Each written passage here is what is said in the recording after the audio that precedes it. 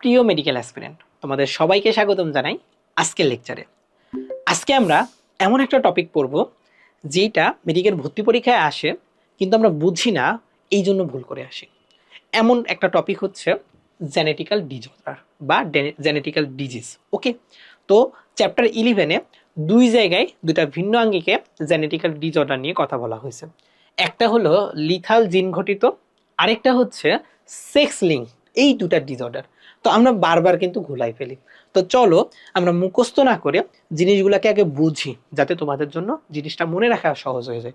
First of all, lethal জিন ঘনিত রোগ। এখন লিথাল জিন কি?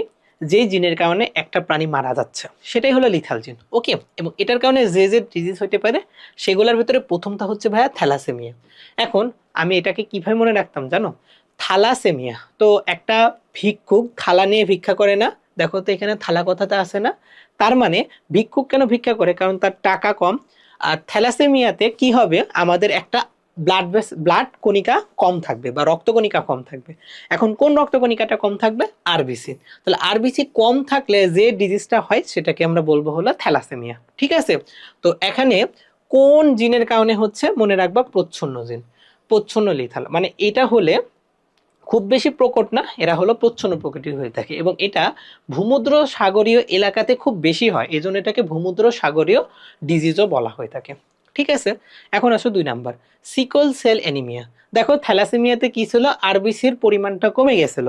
সিকল সেল অ্যানিমিয়াতে কি হবে, যে আরবিসির যে শেপটা ছিল সেই শেপটা চেঞ্জ হয়ে যাবে, অর্থাৎ আরবিসির সংখ্যাই স্বাভাবিক থাকবে, বাট তার যে শেপ সেটা শেপ চেঞ্জ হবে। শেপ চেঞ্জ হয়ে কি হবে বলো তো?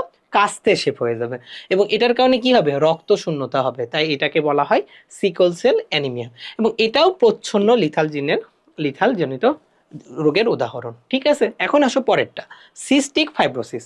এখন এই সিস্টিক শব্দের অর্থ হলো ভাইয়া কোনো কিছু জমা হওয়া। ফাইব্রাস কি জমা হয়েছে? ফাইব্রাস। সিস মানে প্রক্রিয়া, তার মানে ফাইব্রাস জমা হওয়ার প্রক্রিয়াকে আমরা বলতেছি সিস্টিক ফাইব্রোসিস। এবং এটা কোথায় জমা হবে বলো তো? যে কোনো নালীতে। কোন নালী? রক্তনালী, শ্বাসনালী, জনননালী, পরিপাক নালী।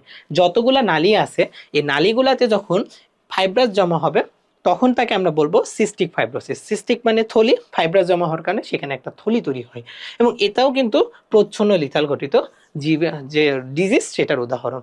এখন আসো 4 নাম্বার, রেটিনোব্লাস্টোমা।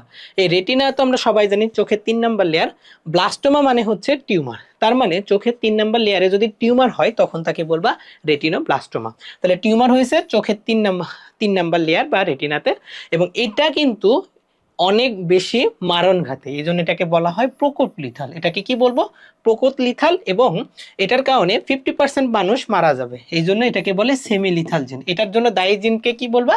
সেমি লিথাল জিন। এখানে কত পার্সেন্ট মারা যাবে? 50% মানুষের কিন্তু মৃত্যু হতে। ঠিক আছে, এখন আসো 5 নাম্বার, সেটা হলো ব্রাকিওফ্যালালজি। এটা কি বলতো? এটা হচ্ছে আমাদের আঙুল, দেখো তো কয়টা গাঁট থাকে? 1 2 3, 3টা গাঁটি না? তো কি হয়, মাঝখানের গাঁটিটা যদি ক্ষয় হয়ে যায় তাহলে কয়টা গাঁটি হবে? 2টা না, যেটা আমরা বৃদ্ধাঙ্গুলে পাই। এমন যদি প্রত্যেকটা আঙ্গুলে হয় তখন সেই ডিজিজটাকে বলে ব্রাকিওফ্যালালজি। ফ্যালাঞ্জি মানে আঙুল, এটা কি হয়ে গেছে? ব্রাকি মানে শর্ট হয়ে গেছে। তো আঙুল শর্ট হয়ে গেলে এটাকে বলবো, এবং এটা হলো অসম্পূর্ণ প্রকটতার কারণে হয়ে থাকে। ঠিক আছে, পরেরটাতে আসো কনজেনিটাল ইথকিওসিস। এটা কি? কনজেনিটাল ভাইয়া মানে হলো জন্মগত, ইথকিওসিস মানে হচ্ছে আইসে কনভার্ট হওয়া। মানে একটা শিশু জন্মগ্রহণ করলো, তার গায়ে দেখবা প্রচন্ড আইসের মতো শক্ত শক্ত হয়ে আছে, স্কিনটা অনেক শক্ত। তাহলে ত্বকে যে সমস্যার কারণে তোমার হচ্ছে ডিজিজটা, সেটাকে আমরা বলবো কনজেনিটাল ইথকিওসিস এবং এটাও একটা প্রচ্ছন্ন লিথাল জিনের উদাহরণ। ঠিক আছে, তো আমরা কি করলাম? আমরা জাস্ট বুঝার মাধ্যমে লিথাল জিন ঘটিত রোগগুলা শিখলাম। এখন আমরা যেই ডিজিজটা শিখবো সেটা হচ্ছে সেক্স লিঙ্ক ডিসঅর্ডার। তাহলে তোমার পরীক্ষার কোশ্চেন করা হয় কি, যে নিচের কোনটা লিথাল জিন ঘটিত রোগ, নিচের কোনটা সেক্স লিঙ্ক ঘটিত রোগ বা সেক্স লিঙ্ক ডিসঅর্ডার। তো আমরা লিথাল জিনগুলো পড়ে ফেললাম, এখন আসো সেক্স লিঙ্ক ডিসঅর্ডারগুলো পড়ে ফেলে। প্রথমে আসো, সেক্স লিঙ্ক ডিসঅর্ডার বললে প্রথম যেটা তোমাকে মাথায় রাখতে হবে সেটা হলো লাল সবুজ বর্ণান্ধতা। অর্থাৎ সে লাল এবং সবুজের ভিতরে পার্থক্য করতে পারে না, এটাকে বলে ইউনিভার্সাল বর্ণান্ধতা। ইউনিভার্সাল। ওকে, আরো অনেক বর্ণান্ধতা আছে, তবে এটা হলো সবচেয়ে বেশি হয়। এখন আসো হিমোফিলিয়া। এটা কি? তোমরা সবাই জানো যে আমাদের ব্লাডে ক্লটিং ফ্যাক্টর থাকে 13টা, এর ভেতরে 8 নাম্বার এবং 9 নাম্বার, 8 নাম্বারকে বলে অ্যান্টি হিমোফিলিক, 9 নাম্বারকে বলে ক্রিসমাস। এই দুটা যদি কমে যায় তাহলে আমাদের যে ডিজিজটা হবে সেটা হচ্ছে হিমোফিলিয়া।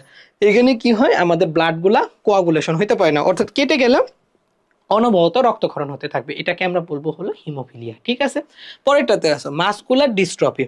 মাসকুলার মানে মাসেল, এই ডিস্ট্রফি মানে পুষ্টি রোধ করা, অর্থাৎ ধীরে ধীরে ক্ষয় হয়ে যাবে। তাহলে এখন বলো তো, আমার মাসেল সংকোচন প্রসারণ করছে, এটা যদি ক্ষয় হয়ে যায় তাহলে আমরা কি ওইভাবে কাজ করতে পারবো? পারবো না। তার মানে আমাদের কাজের ব্যাঘাত ঘটবে, এটাই হচ্ছে মাসকুলার ডিস্ট্রফি। এখন আসো রাতকানা, এটার ইংলিশ নাম হলো নিকটোপিয়া। আমরা কিন্তু এটার ইংলিশ নামটা মিস করে যাই, খুবই ইম্পর্টেন্ট। রাতকানা মানে রাতে দেখতে পাবো না। এটাকে কেন হয় বলো তো? ভিটামিন এ এর অভাবে, ভিটামিন এ এর অভাবে এই ডিজিজটা হয়ে থাকে। লাস্ট আরও আছে দেখো, ডায়াবেটিক্স। এখন আমাদের বইয়ে ডায়াবেটিক্স দুইটা আছে, একটা হলো ডায়াবেটিক্স ইনসিপিটাস আর একটা হচ্ছে ভাইয়া ডায়াবেটিক্স মেলাইটাস। বারবার আমি কনফিউজ হয়ে যেতাম যে ডায়াবেটিস ইনসিপিটাস কখন হবে আর ডায়াবেটিস মেলাইটাস কখন হবে। তো মনে রাখবা, ইনসুলিন যেটা আইলেটস অফ ল্যাঙ্গারেন্সের বিটা সেল থেকে খরিত হয়, ওইটার অভাব হলে হয় ডায়াবেটিস ইনসিপিটাস। ওকে, সরি ডায়াবেটিস মেলাইটাস। আর এই যে ইনসিপিটাস এটা হবে কখন? সেক্স লিঙ্ক ডিসঅর্ডারের কারণে। ঠিক আছে, তাহলে ডায়াবেটিস ইনসিপিটাস এটা কার সাথে রিলেটেড? এডিএস এর সাথে রিলেটেড। অ্যান্টি ডায়াবেটিক হরমোনের পরিমাণ যখন কমে যাবে তখন তোমার বহুমূত্র হবে, তখনটাকে বলবো ডায়াবেটিস ইনসিপিটাস, যেটা সেক্স লিঙ্ক ডিসঅর্ডার। আর যখন ইনসুলিন কমে যাবে তখন তোমার আবার বহুমূত্র হবে, তখন তাকে বলবো ডায়াবেটিস মেলাইটাস। ওকে, এখন আসো আরও একটা ডিজিজ হয়, সেটা হলো ফ্র্যাজাইল এক্স সিনড্রোম। এটাতে কি হয়, এক্স লিঙ্ক ডিসঅর্ডারে বা এক্স ক্রোমোজোমের সমস্যা হয়। যখন এক্স ক্রোমোজোমের সমস্যা হবে তখন সে ধীরে ধীরে অটিজমের দিকে কনভার্সন আসবে। আর আরেকটা দেখো, হাইপার ট্রাইকোসিস। হাইপার মানে বেশি, লোম তৈরি হচ্ছে, অর্থাৎ ছেলেদের কানে দেখবা অনেকের কানে লোম আছে, এবং এই যে লোম এটার জন্য দায়ী হলো সেক্স লিঙ্ক ডিসঅর্ডার। ঠিক আছে, লাস্টে আসো টেস্টিকুলার ফেমিনাইজেশন। টেস্টিকুলার ফেমিনাইজেশন মানে হচ্ছে দেখো, টেস্টিকুলার মানে হলো মেল, ফেমিনাইজেশন মানে ফিমেল। তার মানে মেল যদি ফিমেলে কনভার্ট হতে থাকে ধীরে ধীরে, তখন তাকে বলবা টেস্টিকুলার ফেমিনাইজেশন। এটাও কিন্তু একটা সেক্স লিঙ্ক ডিসঅর্ডার।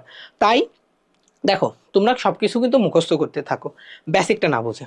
তাই আমি এটা তোমাদেরকে ডিজিজগুলোর নামগুলো এই কারণেই বললাম, যাতে তুমি ডিজিজগুলোর নাম ভেঙে ভেঙে পড়ে দুটাকে পার্থক্য করতে পারো, এটা কি সেক্স লিঙ্ক ডিসঅর্ডার নাকি এটা হচ্ছে সিকল সেল বা লিথাল জেনের কারণে হচ্ছে সেটা। তো এটা কিন্তু পরীক্ষাতে বারবার আসে এবং আমরা বারবার ভুল করে ফেলি। একটু ভালো মতো পড়বা যাতে ভুল না হয়। ধন্যবাদ সবাইকে। আসসালামু আলাইকুম রহমতুল্লাহ।